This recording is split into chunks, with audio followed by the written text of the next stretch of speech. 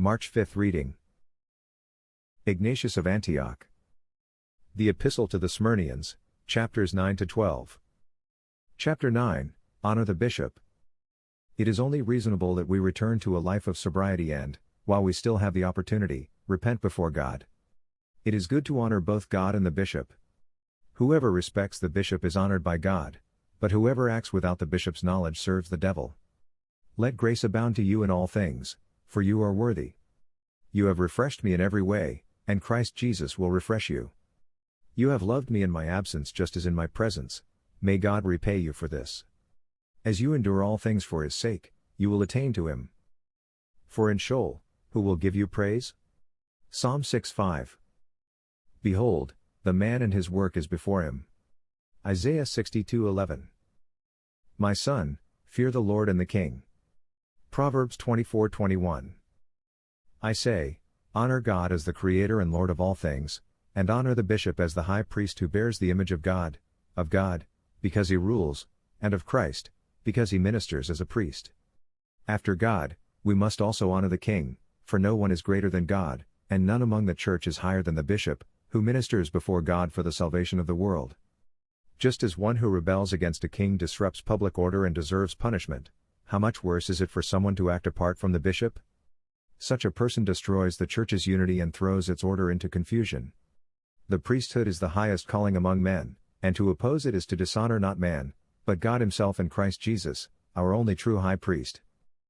Whoever honors a prophet in the name of a prophet will receive a prophet's reward. Matthew 10:41. Therefore, let everything you do be done in good order in Christ. Let the laity submit to the deacons to the presbyters to the bishop, and the bishop to Christ, just as Christ submits to the Father. As you have refreshed me, so Christ will refresh you. Since you have loved me in both presence and absence, God will repay you.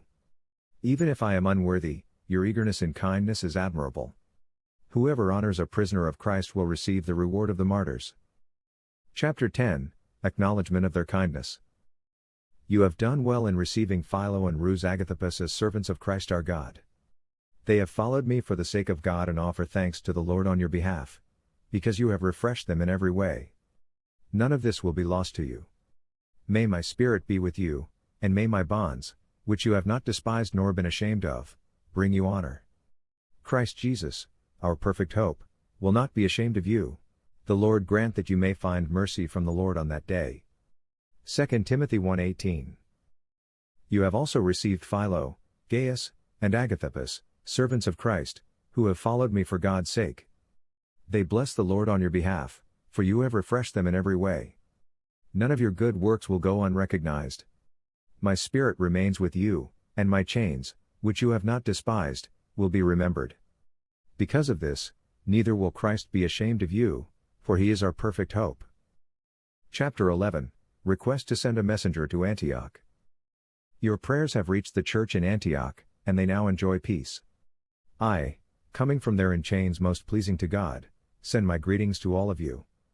Though I am the least among them, God's grace has granted me the honor of suffering for his name. Not that I have deserved this, but only by his mercy and your prayers, I hope to reach God. To complete your work both on earth and in heaven, it would be fitting for your church to send a worthy delegate to Syria. This person should rejoice with them over the peace that God has granted them and the restoration of their rightful standing. I suggest that you send someone with a letter, so that, together with the church in Antioch, they may celebrate the peace they have received through your prayers. As for you, be perfect, as your heavenly Father is perfect. Matthew 5:48. Those who desire to do what is good will find that God is always ready to help them. Chapter 12, Salutations. The love of the brethren at Troas greets you, from where I am writing to you through Burrus, whom you sent to me along with the Ephesians, your brethren.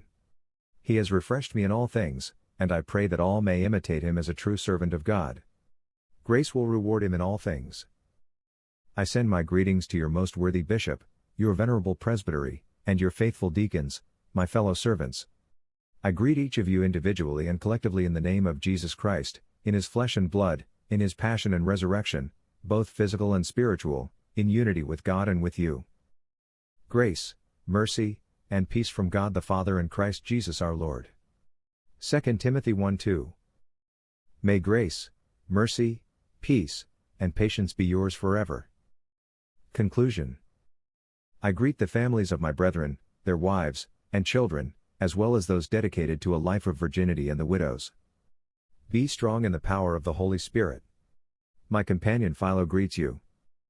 I also send greetings to the household of Tavias, praying that they may be strengthened in faith and love, both physically and spiritually. I greet my beloved Alce, the incomparable Daphnis, Eutechnis, and all others by name. Farewell. Be strong and let your heart take courage, all you who wait for the Lord. Psalm 31:24. Farewell in the grace of God and of our Lord Jesus Christ, being filled with the Holy Spirit and divine wisdom. Augustine of Hippo. Confessions, Book 5, Chapter 4. The knowledge of the world cannot satisfy the soul. Does a person who knows the secrets of the heavens and the earth thereby please you, O Lord, God of truth? No, for the one who knows all these things but does not know you remains in misery. But the one who knows you, even if ignorant of these things, is truly happy. True happiness comes from knowing God. The person who knows both you and the things of creation is not happier because of their knowledge of the world but only because of you. True joy belongs to the one who, knowing you, glorifies you as God, gives thanks, and does not fall into vanity. A just man possesses everything by clinging to God. Just as a person who owns a tree and gives thanks for its fruit is better off than one who only measures its height and counts its branches but neither owns it nor acknowledges its creator, so too is the just man richer than the scholar of the world. The just man, though having nothing, possesses everything by clinging to you, to whom all things belong. The limits of human wisdom without God. Even if a man does not know the constellations in the sky, he is far wiser than one who measures the heavens, numbers the stars, and weighs the elements but forgets you. For you are the one who has ordered all things in number, weight, and measure. Wisdom 11:20. Thomas Aquinas. Summa Theologica, Part 1, Question 34. Question: whether the name Word is the proper name of the Son? Objection. It seems that the name Word is not the proper name of the Son. For Word implies a kind of interior speech, yet the Son is not something merely spoken within God, but a real subsisting person. Responsio. It must be said that Word is properly the name of the Son. In God, knowledge is not something accidental but is identical to His very essence.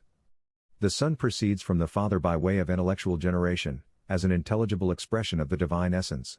Just as in human thought, a word conceived within the mind expresses knowledge, so too the Son is the perfect expression of the Father's intellect. This is why John calls Him the Word, John 1:1, since He is begotten as the perfect image of the divine intellect.